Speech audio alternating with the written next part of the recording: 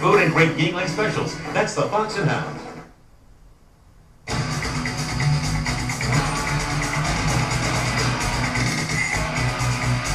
We welcome you back to Singular Daily News Live with Marcus Hayes. I'm Michael Barkan, and now we go out to Southern California. Check in with a former member of the Philadelphia Phillies. 12 seasons in the major leagues, parts of 8 seasons with the Phillies, a 3-time All-Star, and yes, a World Series championship ring with the New York Mets. We're talking about the dude. We're talking about Nails. We're talking about Lenny Dykstra. Lenny, thanks for joining us, man. How you doing? Hey, anytime I can talk to the people of Philadelphia, it's a good day for me, man. I'm doing fine. Good day for us, too. I'll tell you that. How's the car wash biz? Hey, it's, I make a living. It's not like getting those base hits and running around them bases. Standing out on deck circles, stare out that field, say to myself, I hit where they're not standing, I make millions. That's the bottom line. And I'll tell you what. Can't beat it, man. I'm wondering if you saw last night's play by Aaron Rowan. It was a play after your own heart. This guy, against your former team, he's on his horse. He goes all the way out to center field. He makes the catch. It saves the Phillies probably 3 runs. If it was awesome. I'm watching it right now on MLB.com, and I'm watching him go right now into the W.B. Mason sign, and it reminds me of when I broke my collarbone against Cincinnati, the same kind of catch off Chris Sabo. I love this. The fans got to love this guy. He's game on. Absolutely. What would you say about a guy, because last season Kenny Lofton played center field for the Phillies, and he said, you know what, I'm not going into that wall. It's just not worth it. He said, you think I'm crazy? What do you say about a player that takes that approach? He better start dodging batteries out in that outfield, because they're going to be throwing them at him. Lenny, this is Philadelphia fans, man. They pay they want what they paid for, man. You go out there for 2-3 hours, you bust your ass, you play the game. That's how it works.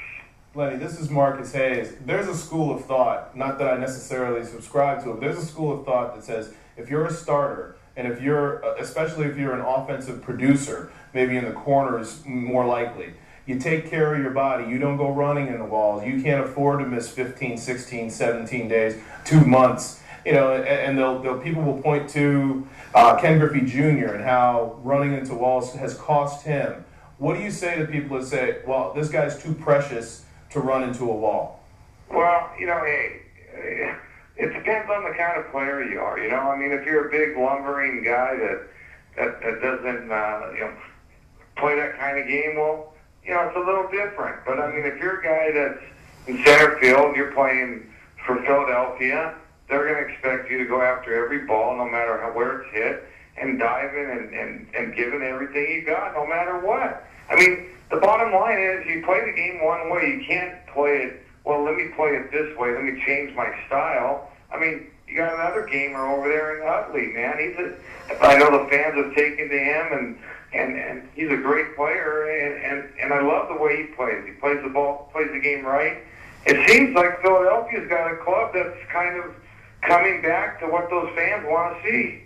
Well, that said, I don't know how often you've gotten to see these Phillies play over the last, say, 4 years since they've been spending $85, $95 million a year on the team.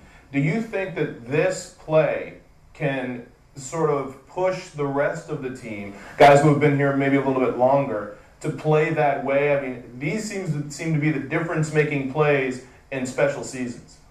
That's a good point you make right there. Great point, actually. Because if you look back on certain seasons, you'll see that there were key points, key games, key situations that ignite a team, and actually can carry a team for 2-3 weeks. You know what I mean? Absolutely. So that's a good point there, and the team will rally around him because when he's playing like that, it's contagious, and the fans will rally. So it just all becomes one big, exciting place to play. All right, let me ask you this question, because I believe you were with the Phils when Pat Combs made his debut back in 1989. He was a September call-up. Tonight they've got a guy being called up in May by the name of Cole Hamels, a left-handed phenom. He's a .39 earned run average at Scranton over his 3 starts in Scranton. His walks and hits per innings pitched are less than a half during his time up there. And I'm wondering, when you look back at Combs and all the expectations... Go ahead. Mrs. Combs? Oh, goodness. Oh, this is Cole Hamill is game on, man. This guy's got the real. He's got the real stuff. Mrs. Combs, what? You said Mrs. Pat Combs, right? Oh, that's well.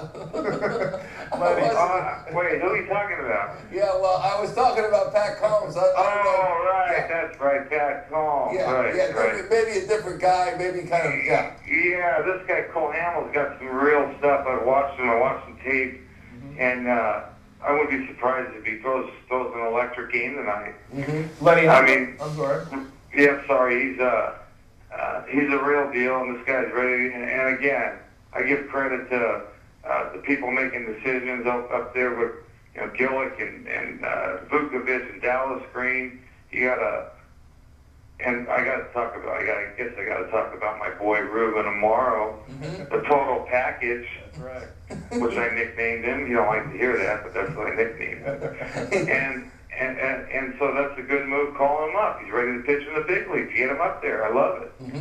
Lenny, this is Marcus Hayes again. We saw what Dontrell Willis has done and some other young left-handers.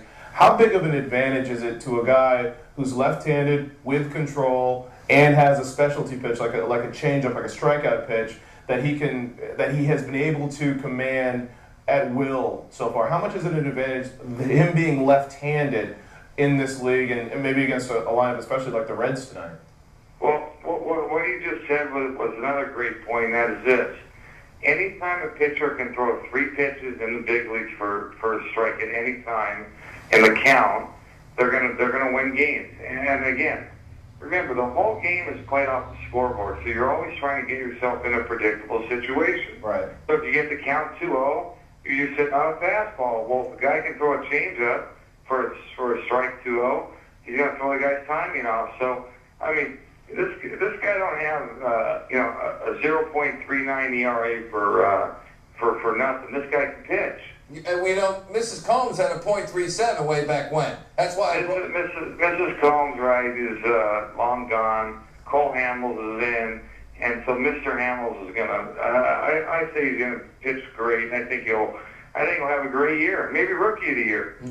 Lenny, in Cole's recent past, there have been some injuries that came from genetics. Apparently, he's got a kind of a bad back. He had an incident in a bar fight where he broke his hand, and he also had some... liked him.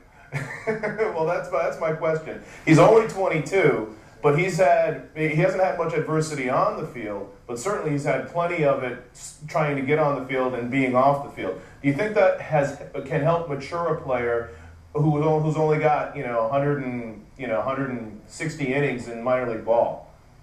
Well, the thing about it is times have changed, and you do have to, watch yourself. And again, I mean, you have to do things differently than you did when, way back when. Meaning, anything you do now off the field is going to be in the papers. Right. I mean, so the bottom line is, you got to be smart, okay? Hey, I'm not trying to. I'm not calling. Look who's calling the kettle black, Right. But what I'm saying is, learn from me. He should learn from me and players and Vukovic and those guys, and they'll tell him, hey, there's certain things you can do. You can have fun. There's certain things you can't do. But this guy's 6'4". Left-handed. I see this guy dominating. I see him being a dominating pitcher for a long time. Lenny, finally, I listen to the way you talk about baseball and the passion that you've always had for baseball. It's still in your voice today. You ever thought about coaching? You ever thought about managing? Do you want to do that?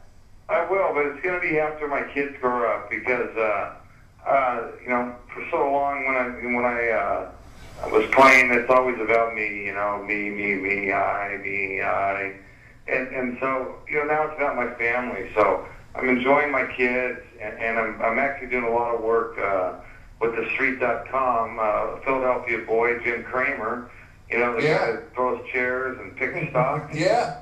So if you go to www.thestreet.com and you pull up featured columnists, you'll see a lot of columns I've written and picked some stocks. So I'm having some fun, but yeah, I will get back in baseball, but it'll be after my kids grow up, so it's going to be a while.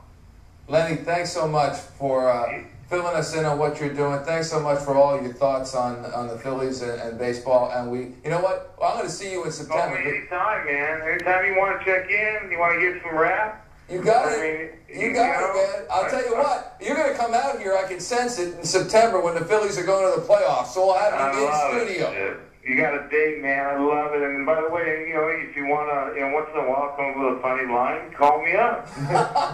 you got it. Lenny Dykstra, thank you very much. Now, joining us from Southern California, and you heard him. He's on thestreet.com. Right. That guy's unbelievable. Let's take a quick break. We'll